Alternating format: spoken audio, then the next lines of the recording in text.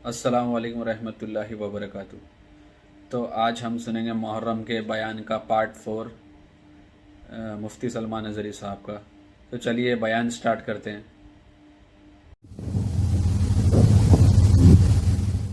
आज मुअज्जिन हैया अला सलाह हैया अल फलाह पुकारता रह जाते और हमारी नींदें खत्म नहीं होती, हमारा बिजनेस खत्म नहीं होता। हम तो नमाज के लिए नींद नहीं छोड़ सके और उन्होंने अपनी पूरी जान दे दी रब ताला की बारगाह में। ये जान भी अल्लाह ताला की बारगाह में नजराने के तौर पर पेश कर दी। अब यहां पर सुनते जाओ मेरे अजीजों, आज ये आशूरा की रात है, ये करबला जाने वाले लोग मुसाफिरों की रात है। इमाम हुसैन को खत लिख करके भेज दिया था इमाम मुस्लिम बिन अकील ने। कासिद पहुंच गया मक्का मुकर्रमा, लेकिन इब्ने जियाद ने जुल्म की तो इंतहा कर दी, जुल्म की लिमिट पार कर दी। इतने पर वो काबू में नहीं आया, इतने पर सबर नहीं हुआ। इमाम मुस्लिम बिन अकील को कत्ल करने के बाद उसने ये पूछा कि सुना है मुस्लिम के साथ उसके 2 बच्चे आए थे, सांप को मारना और बच्चों को छोड़ देना ये नाइंसाफी होती है। माअज़ल्लाह रब्बिल आलमीन। उसने बच्चों की तलाश के लिए लोगों को भेजना शुरू कर दिया। उस वक्त ये छोटे बच्चों को अपने बाप की शहादत की खबर तक नहीं दी गई थी। बच्चों ने कैसे महसूस किया होगा। एक वक्त ऐसा था हमारे बाबा जान को लोग पालकियों पे उठा करके घूम रहे हैं, सलाम इन पर भेज रहे हैं, नारे इनके लगा रहे हैं, जूतियां इनकी सरों पर रख रहे हैं। आज इमाम मुस्लिम बिन अकील को पूछने वाला कोई नहीं। ये शहजादों के साथ क्या हुआ जानते हो अजीजा ने गिरामी? इमाम मुस्लिम बिन अकील एक दिन दोपहर में कूफा के बाजार में जा रहे थे, शिद्दत की भूख लगी है। एक कसाब दुकान खोला हुआ था, उसके सामने खड़े होकर के आपने कहा 2-3 दिन हो गए खाना नहीं खाया है। कूफा वाले जो मेहमान नवाजी के लिए कतार लगा करके हमारा इंतजार कर रहे थे, कोई नहीं आ रहा, तुम तो अपना कुछ गोश्त दे दो। उसने गोश्त के कुछ छितड़े निकाले और आप पर फेंक दिया और कहा ऐ मुस्लिम खैर चाहते हो अगर मदीने वापस चले जाओ, इसलिए कि अब हमारे घरों के दरवाजे तुम्हारे लिए बंद हो गए।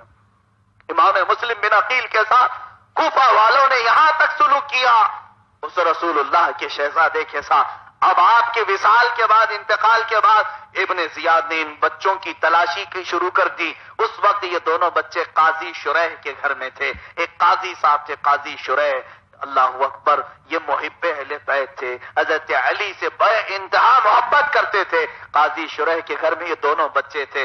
दोनों को बिठा करके आप रात के वक्त खिला रहे थे। उनके वालिद गिरामी के इंतकाल को 3 दिन से ज्यादा गुजर चुके थे, बच्चों को नहीं बताया गया था। एक दिन दोनों बच्चों को सीने से लगाकर काजी शुरैह ने यह सोचा इनका यहां पर रहना उनके लिए बहुत मुश्किल है, क्यों ना इनको मदीना वापस भेज दिया जाए। आप रात में बैठ करके प्लान कर रहे हैं और इन बच्चों को भेजने के लिए अपने बेटे को बुलाया और अपने बेटे को समझा आज एक काफिला मदीने जा रहा है कूफा से, उस काफिले के साथ इन बच्चों को छोड़ देना, ये अपने नाना के गांव पहुंच जाएंगे, मदीने वाले तो इनको आंखों पर बिठाएंगे, इन बच्चों के साथ अच्छा सुलूक करेंगे, कूफा में इनकी खैर नहीं है, इनके साथ भलाई का कोई इरादा नहीं करता। हजरत काजी शुरैह इन दोनों बच्चों को बोलने के लिए आ रहे हैं, उनकी हिम्मत नहीं हो पा रही है, हिम्मत नहीं हो पा रही है। इनके वालिदे गिरामी के इंतकाल की खबर नहीं दी गई।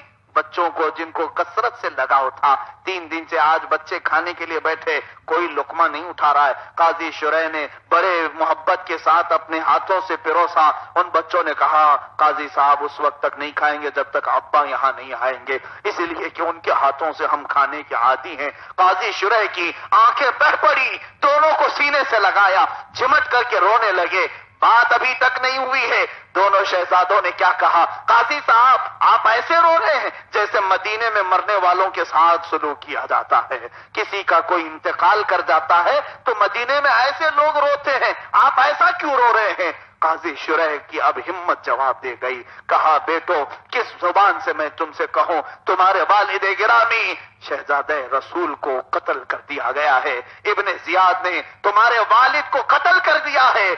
बच्चों ने एक आह भरी और उसके बाद क्या कहा, उन बच्चों को होना ही चाहिए चीख मार करके कूफा की गलियों में मातम करें, नहीं वो बच्चे रसूलुल्लाह के घर वाले थे। सिर्फ ये कहा इन्ना लिल्लाहि व इन्ना इलैहि राजिऊन। 6 साल का बच्चा अपने बाप की मौत पर, 8 साल का बच्चा अपने बाप की मौत पर पूरी दुनिया को सब्र सिखा रहा है। इन्ना लिल्लाहि व इन्ना इलैहि राजिऊन। उनके हक में जो था वो हो गया। اپنے باپ کو کھونے کا غم تو تھا۔ قاضی صاحب نے کہا بیٹو ایک کام کرو، اب تم مدینے چلے جاؤ، تمہارا یہاں پر رہنا مناسب نہیں ہے، ابن زیاد تمہاری تلاشی میں سرگرم، اس کی فوج نکلی ہوئی ہے، لہذا تم آج کی رات یہاں سے نکل جاؤ، میں اپنے بیٹے کو تمہارے ساتھ بھیجتا ہوں۔ دونوں بچوں کو لے کر قاضی صاحب کا لڑکا اس ویرانے کے پاس آیا جہاں سے قافلہ نکل رہا تھا، قافلہ جا چکا تھا۔ قاضی صاحب کے بیٹے نے دور سے دکھایا، اے بچوں جلدی دوڑ کر کے چلے جاؤ، قافلہ آگے چلا گیا ہے۔ یہ ننھے شہزادے 6 سال کا بچہ اور بڑے ناز و نعم سے پلے ہوئے بچے، خاندان رسول کے یہ شہزادے ہیں، حضرت محمد اور ابراہیم، یہ دونوں شہزادوں کو بول کر کے تو قاضی صاحب کا بیٹا چلا گیا۔ روایات یہ بتاتی ہیں یہ دوڑتے ہوئے جا رہے تھے، 6 سال کا بچہ کتنا چلے گا، دوڑتے دوڑتے گر گیا، کسی کے پاؤں میں کانٹا چبھ گیا، بڑے بھائی نے بیٹھ کر کے کانٹا نکالنا شروع کیا، کانٹا نکالتے نکالتے قافلہ کتنی دور چلا جائے، اور لنگڑتے چلتے ہچکتے اور کہیں کہیں بچھکتے ہوئے رات کے سناٹے میں یہ دونوں بچے دوڑ رہے ہیں، قافلے کے لیے دوڑ رہے ہیں۔ اور اللہ اللہ، کوفہ والوں نے میرے رسول کے شہزادوں کو کیسے دوڑایا، کیسے دوڑایا، کوفہ کی زمین تنگ کی، یہ دونوں شہزادے دوڑتے رہے، قافلے کو نہ ملنا تھا نہ ملا، دوڑتے دوڑتے صبح جب یہ آئے اسی مقام پر تھے جہاں سے یہ دوڑے ہوئے تھے، جہاں قاضی شریح کے بیٹے نے چھوڑا تھا وہیں دوڑتے دوڑتے آ گئے تھے۔ انہیں یہ محسوس ہوا، چھوٹے نے بڑے سے کہا بھیا یہ تو وہی جگہ ہے جہاں قاضی صاحب کے لڑکے نے ہمیں چھوڑا تھا۔ بڑے نے اتنا کہا اے میرے ننھے بھائی، شاید رب کو یہی منظور ہے، رب تعالیٰ کی قدرت کاملہ کو یہی منظور ہے۔ ابھی صبح کی سورج کی پاؤں پھوٹی تھی، روشنی چمک رہی تھی، یہ بچے اس جگہ پر تھکے ہارے رات بھر دوڑے ہوئے یہاں پر کمزوری کی حالت میں ایک جگہ سستانے کے لیے بیٹھے تھے کہ ابن زیاد کی فوج اس کا ایک دستہ گھوم رہا تھا گشت کرتے ہوئے۔ دونوں بچوں پر نظر پڑی تو وہ پولیس جلدی سے آئی، پوچھا کہ تم کس کے لڑکے ہو، تم کہاں سے آئے ہو؟ ان دونوں بچوں کو معلوم نہیں تھا کوفہ والے اب ان کے جان کے دشمن ہو چکے ہیں۔ انہوں نے جلدی سے کہا ہم تو امام مسلم بن عقیل کے بچے ہیں جن کے ہاتھوں میں پورے کوفہ والوں نے بیعت کیا تھا، ہم رسول اللہ کے گھر والے ہیں۔ انہوں نے یہ سوچا بچوں نے کہ یہاں سب کو ہم سے ہمدردی ہے، ہر کوئی ہماری محبت میں فدا ہے۔ ان بچوں نے تصویر کا ایک رخ دیکھا تھا، دوسرا رخ انہیں معلوم نہیں تھا ان کے باپ کے ساتھ کیا کیا گیا ہے۔ دونوں بچوں نے جیسے ہی کہا اس فوج نے فوراً گرفتار کیا اور ابن زیاد کے پاس دونوں شہزادوں کو لا کر کھڑا کر دیا۔ ابن زیاد نے یہ کہا ٹھیک ہے ان کو آج جیل میں رکھا جائے، امیر المومنین یزید کے پاس سے جب تک ان کے بارے میں آرڈر نہیں آتا کچھ نہ کیا جائے، اور جیل میں بند کر دیا گیا۔ ارے ننھے شہزادے ان کا قصور کیا ہے؟ 6 سال اور 8 سال کے بچے، اگر تمہارا معاملہ تھا امام مسلم سے، ان کے بچوں کو تو تم آج پوری دنیا بچوں پر رحم کا جذبہ سکھاتی ہے۔ ہمارے ہاں حال تو یہ ہے، ہمیں کسی کا بھی درد دیکھا نہیں جاتا، یہی تو امت مصطفیٰ کی خصوصیت ہے۔ جیل میں بند کر دیا۔ اتفاق ایسا ہے جیل کا جو داروغہ ہے وہ حضرت مشکور، وہ بھی محب اہل بیت تھے، اہل بیت سے محبت کرنے والے۔ انہوں نے دیکھا اب تک میں نے بڑے بڑے چوروں کو جیل میں بند کیا ہے، بڑے شرابیوں کو بند کیا ہے اور کوڑے مارے ہیں، پہلی مرتبہ میری زندگی میں ایسا ہوا ہے، وہ بھی ننھے شہزادے اور رسول اللہ کے گھر والوں کو بند کیا ہوں۔ میں قیامت کے دن اس پھاٹک کا کھولنے والا بند کرنے والا میں ہوں۔ جیلر تھے، کہا کہ قیامت کے دن اگر مجھ سے پوچھا جائے رسول اللہ کے شہزادوں کو تو نے اپنے جیل میں کیسے بند کیا، ان سے رہا نہ گیا، جیل کا دروازہ کھول کر دونوں بچوں کو نکال دیا اور لا کر کے ان دونوں بچوں کو کہا کہ تم قادسیہ چلے جاؤ۔ قادسیہ ایک اور علاقہ ہے، اپنی ایک انگوٹھی دی، کہا قادسیہ میں میرا ایک بھائی رہتا ہے، اسے یہ انگوٹھی دکھا دینا، وہ تمہیں مدینے پہنچا دے گا۔ دوسرا مقام ہے ان شہزادوں کا، قادسیہ کے راستے پر چھوڑا، مگر منظور خدا یہی تھا، وہ بچے دوڑتے رہے لیکن انہیں قادسیہ کا راستہ ہی نہیں ملا۔ پورے جنگل کا سفر، کانٹے کبھی چوبے کبھی ٹھوکر کھا کر کے گرے، یہاں تک کہ اتفاق ایسا ہوا کہ دریائے فرات کے کنارے صبح ہوئی اور یہاں پر پانی پی کر کے یہ بچے آرام کرنے کے لیے درخت کی ایک اوٹ میں چھپ کر کے بیٹھ گئے کہ اب یہاں پھر پولیس نہ آ جائے اور ہمیں گرفتار کر کے نہ لے جائے۔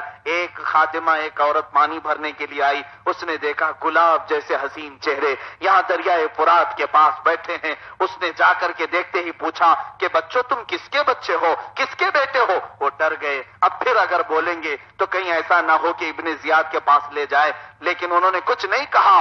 اس خادمہ نے کہا کچھ نہ گھبراؤ، میں تمہارے جان کی حفاظت کروں گی، ڈرو مت، بولو، اس لیے کہ میری مالکن جو ہے اس کے گھر میں اولاد نہیں ہے، بچے نہیں ہے، وہ بچوں سے بہت پیار کرتی ہے، میں اس کے گھر لے جاؤں گی۔ اس خادمہ نے دونوں بچوں کو اٹھایا، تھام لیا اور لے کر کے اپنی مالکن کے پاس آئی۔ اس کی جو مالکن تھی وہ حقیقت میں اہل بیت کی محبت کرنے والی، اور وہ سید اتفاق ایسا کہ وہ سیدہ فاطمہ الزہرا کی کنیزاؤں میں شامل تھی، کنیز فاطمہ تھی۔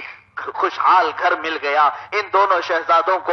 جیسے ہی اس نے دیکھا یہ امام مسلم بن عقیل کے بچے ہیں، اس لیے کہ چہروں کی رنگت بتاتی ہے کہ رسول اللہ کا اثر ان کے اوپر ظاہر ہے۔ ان شہزادوں میں گلاب سی جو خوشبو ہے وہ مصطفیٰ کے گھرانے کی خوشبو ہو سکتی ہے۔ اس خاتون نے ان بچوں کو نہلایا، اچھی طرح سے ان کے کپڑے دھلے، سکھا کر پہنایا، اچھی نرم غذا کھلائی۔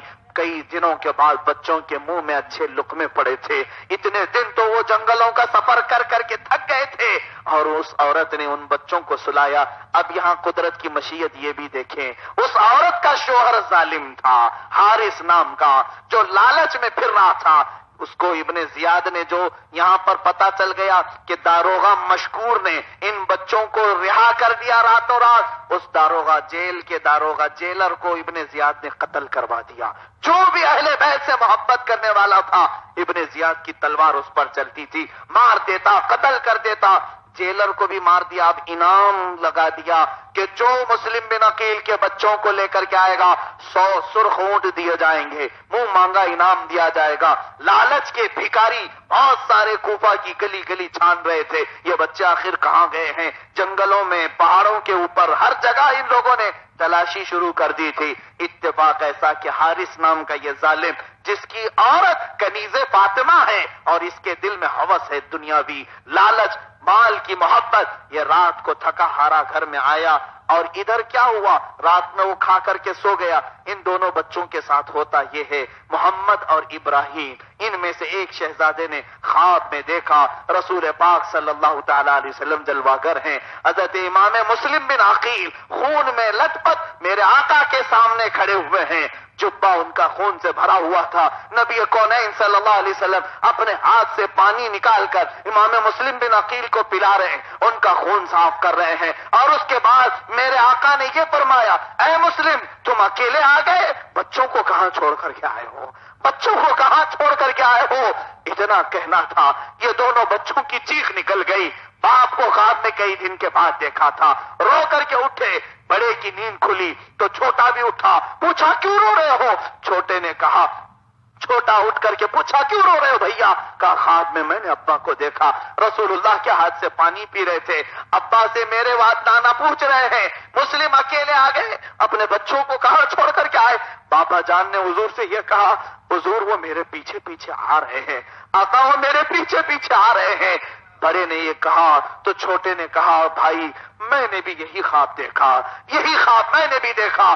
دونوں ایک دوسرے کو چمٹ کر کے رو رہے تھے، گھر میں بچوں کے رونے کی آواز آئی، حارث ظالم کی نیند بیدار ہوئی، اس نے اپنی بیوی کو جگا کر پوچھا، میرے گھر میں بچے تو ہے نہیں، میری اولاد نہیں ہے، یہ رونے کی آواز کہاں سے آ رہی ہے؟ اس نے کہا بغل میں پڑوس میں کہیں کوئی رو رہا ہوگا، تو سو جا۔ اس کو شک ہونے لگا، کہیں ایسا تو نہیں میری بیوی بچوں کی پاگل ہے، دیوانی ہے، اس نے کہیں بچے لا کر کے تو نہیں رکھے؟ اٹھ گیا گھر کی تلاشی لینے کے لیے، آ کر کے اس حجرے کو کھولا جس حجرے میں شہزادہ رسول سوئے ہوئے تھے۔ مسلم بن عقیل کے دونوں بچے ایک دوسرے کو چمٹ کر کے رو رہے تھے۔ تقدیر کا دیکھیں ان کے ساتھ کیسا کارنامہ ہے۔ ایک مرتبہ پہلی بار ابن زیاد کی فوج کو انہوں نے اپنے محبت کرنے والے کہہ کر کے بتایا تھا، ابن زیاد گرفتار کر لیا۔ دوسری مرتبہ اس خادمہ کو انہوں نے چھپایا کہ ہم کچھ بھی نہیں ہیں، اس خادمہ سے ان کو اچھا گھر مل گیا۔ اب تیسرا موقع ہے، وہ حارث آیا، آ کر کے ان بچوں کو اٹھا کر پوچھا، اے بچوں میرے گھر میں کیسے آئے، کہاں سے آئے ہو؟ ان بچوں نے رات میں اس کی عورت سے کھانا کھایا تھا، اس کی عورت نے تھپکیاں دے کر کے لوریاں سنا کر سلائی تھی، وہ یاد تھا۔ بچوں نے سوچا یہ تو ہمارا اپنا گھر ہے، یہاں اپنوں کی طرح محبت کی جاتی ہے۔ انہوں نے جھٹ سے کہا، ہم تو امام مسلم بن عقیل کے بیٹے ہیں، تمہیں معلوم نہیں؟ اماں نے نہیں بتایا کیا؟ ہماری جو ابھی پالنے والی، ہمیں کھلانے والی خاتون جو میرے سیدہ کائنات فاطمہ زہرا کی کنیزہ ہے، نہیں بتایا؟ بچے یہ کہہ رہے تھے، حارث کہا مار کر ہنسنے لگا، کہا پوری دنیا میں چھان مار رہا ہوں تمہاری تلاش میں، اور تم میرے بغل میں آرام کر رہے ہو، میرے بستر پر سوئے ہو۔ یہ کہہ کر کے وہ سامنے آیا، دونوں کے سروں کے بال پکڑ کر کے اٹھا، بال پکڑ کر کے کھینچا، اور دونوں شہزادوں کے ان ننھے چہروں کو اس نے تماچے مارنے لگا۔ غصے میں آدمی ہوس میں ایسا پاگل ہوتا ہے، دنیاوی لالچ میں ان دونوں شہزادوں کے بال سے گھسیٹتا ہوا باہر لایا کہ تم لوگوں نے بہت مجھے گھمایا ہے، بہت محنت کروائی ہے۔ یہ منظر دیکھ کر کے اس کی بیوی دوڑتی ہوئی آئی اور اسے بہت سارے خدا کے واسطے دینے لگی، اے حارث اللہ کا خوف کر، رسول اللہ سے ڈر جا، ان کے گھر والوں کے ساتھ ایسا سلوک نہ کر۔ یہاں تک کہ وہ خاتون اس کے پیروں میں گر گئی، پیر پکڑ کر کہنے لگی، اللہ کے واسطے شہزادوں کو چھوڑ دے، یہ فاطمہ کے جگر پارے ہیں، یہ علی کے شہزادے ہیں، یہ رسول اللہ کے گھر والے ہیں۔ یاد رکھ حارث، تجھے قیامت کے دن مصطفیٰ کے سامنے جواب دینا ہوگا۔ ان شہزادوں کے ساتھ ظلم کر کے اپنے ہاتھوں کو ناپاک نہ کر۔ وہ اپنی بیوی کو ہٹا رہا ہے، دور کر رہا ہے۔ وہ خاتون ایک آن کے لیے بھی چین نہیں لے رہی ہے، جیسے اس کے اپنے بچوں کے لیے وہ لڑ رہی ہو۔ اب ان دونوں بچوں کی گردنوں کے پاس پکڑ کر یہ اپنے گھر سے باہر کھینچتا رہا تو اس کی بیوی بیچ میں آ کر کھڑی ہو گئی اور اس نے کہا، ہرگز تو ان شہزادوں کو نہیں لے جا سکتا۔ تو اس نے تلوار اٹھائی اور اپنے مکے سے اپنی بیوی کو اتنا مارا کہ اس کی ناک پھٹ گئی، دانت جھڑ گئے اور وہ پورا لہو لہان ہوا۔ وہ کنیزے فاطمہ روتی بلبلاتی اپنے گھر میں پڑی رہ گئی۔ اس ظالم نے ان ننھے شہزادوں کو گھسیٹتے ہوئے باہر لے آیا اور صبح کی سفیدی ابھی ظاہر ہو رہی تھی، سورج ابھی نکلا نہیں تھا۔ اس وقت دریائے فرات کے پاس لا کر کے اس ظالم نے دونوں کو کھڑا کر دیا، کہا اب میں تمہارا قصہ تمام کرتا ہوں، تم دونوں کو اب دنیا کا یہ ساری چیزوں سے آزاد کر کے تمہارے باپ کے پاس بھیج دیتا ہوں جہاں تمہارا باپ گیا ہے۔ وہ سخت جملے کہتا جا رہا تھا، اتنے میں بڑا بھائی کہنے لگا جن کا نام محمد ہے، کہا اے حارث تو قتل کرنا چاہتا ہے، مارنا چاہتا ہے، مجھے پہلے مار دے، ختم کر دے، میرے سامنے میرے ننھے بھائی کو مت مارنا، میرے سامنے میرے ننھے بھائی کو مت مارنا، اس لیے کہ ہماری دونوں کی محبت بڑی گہری ہے، میں اس کی موت دیکھنے پر قادر نہیں ہوں، میں قدرت نہیں رکھتا۔ ننھے نے چیخ کر کہا، حارث میرے بھیا کی بات ہرگز مت سننا، ان کی بات مت سننا، مجھے پہلے مار دو، اس لیے کہ میں نے آج تک میرے بھائی کو کانٹا چبھتے ہوئے بھی دیکھا نہیں ہے، مجھے مار دو، مجھے پہلے قتل کرو، اس کے بعد ان کو مارنا ہو تو مار لینا۔ دونوں بھائی لڑ رہے ہیں، وہ کیسی اخوت اور بھائی چارگی تھی۔ وہ خاندان رسول نے جاتے جاتے بھی ہمیں ایک میسج دیا ہے، آج ہم بھائیوں کے خون کے پیاسے ہو گئے، آج ہم نے بھائیوں میں نفرت کی دیواریں کھڑی کی ہیں، سلام کلام مشکل ہو چکا ہے، اور وہ بھائی ایک دوسرے کی تکلیف دیکھنا نہیں چاہتے، ایک دوسرے پر اپنی جان قربان کرنا چاہتے ہیں۔ حارث ظالم نے کہا، اے لڑکوں کیا یہ تماشا لگا رکھا ہے، پہلے مجھے خاموش ہو جاؤ۔ حارث کی تلوار چلے گی، یہ جانتا ہے کہ کس کے ساتھ کیا کرنا ہے۔ یہ کہہ کر کے اس ظالم بدبخت کمینے اور گستاخ نے تلوار ایسے اڑائی کہ دونوں ننھے شہزادوں کے سر ایک ساتھ جدا ہو گئے اور ہوا میں لٹاتے ہوئے دریائے فرات کے کنارے ایسے ریت میں لپٹ گئے کہ جس کو سورج نے دیکھا ہوگا کبھی قیامت تک سورج بھول نہیں سکتا۔ اے مسلمانوں، ہم نے وہ خونی منظر دیکھا نہیں، مگر یہ جو سورج روزانہ طلوع ہوتا ہے، اس سورج سے پوچھو، یہ چاند جو روزانہ رات میں جگمگاتا ہے، اس سے پوچھو، انہوں نے وہ خونی منظر دیکھا ہوگا، انہوں نے وہ خونی اور ہولناک منظر دیکھا ہوگا۔ اس اس وقت سورج نے بھی اپنا چہرہ شرم سے چھپا لیا ہوگا، چاند بھی غروب ہو گیا ہوگا۔ میرے عزیزو، پہلی مرتبہ اس خاندان اہل بیت کے شہزادوں کو تہ دیکھ کیا گیا۔ انا للہ و انا الیہ راجعون۔ میرے عزیزو، سرکار دو عالم صلی اللہ علیہ وسلم کے گھر والوں کے ساتھ ایک امتحان کی گھڑی ہے۔ کس بنیاد پر انہیں ستایا جا رہا ہے؟ کس بنیاد پر انہیں ظلم کی چکی میں پیسا جا رہا ہے؟ محض کرسی کی لالچ ہے، محض اقتدار کی ہوس ہے، محض دنیا کی دولت ہے۔ کتنے دن رہنے والی اس کرسی کی لعنت ایسی ہے کہ اچھوں کا تقوی ختم کر دیا۔ اس دولت کی ہوس نے لوگوں کا ایمان ختم کر دیا۔ اس لیے بار بار میں چیخ چلا کر کے کہتا ہوں، اے لوگوں، اس کربلا کے بیانات سے کچھ تو سبق لو۔ اب تو دنیا چھوڑ دو، یہ دنیا تمہاری قاتل ہے، یہ ڈائن ہے، یہ تمہارے لیے قتل کرنے والا زہر ہے۔ اس کی بنیاد پر کیا آج گھروں میں نفرتیں نہیں پیدا ہوئی؟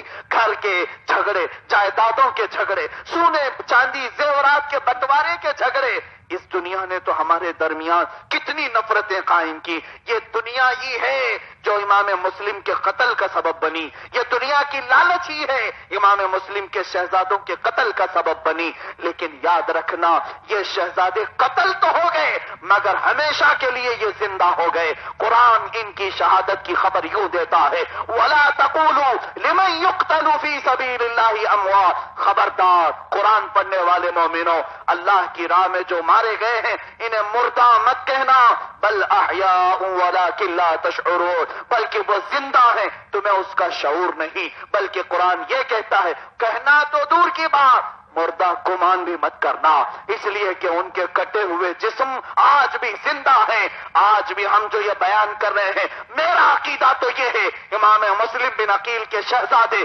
ہمارے اس بیان کو بھی سماعت کر رہے ہیں، اس لیے کہ اللہ نے انہیں وہ قوت و طاقت ان کی شہادت کے بعد عطا کی ہے جس کے متعلق شاعر نے سچ کہا، قتل حسین اصل میں مرگ یزید ہے، اسلام زندہ ہوتا ہے ہر کربلا کے بعد۔ یہاں سے امام حسین رضی اللہ تعالیٰ عنہ کربلا میں جو آئے، کل کے بیانات میں عرض کیا جائے گا۔ وآخر دعوانا ان تو آپ لوگوں نے سنا کیسے ظالموں نے امام مسلم بن عقیل اور ان کے بچوں کو شہید کیا۔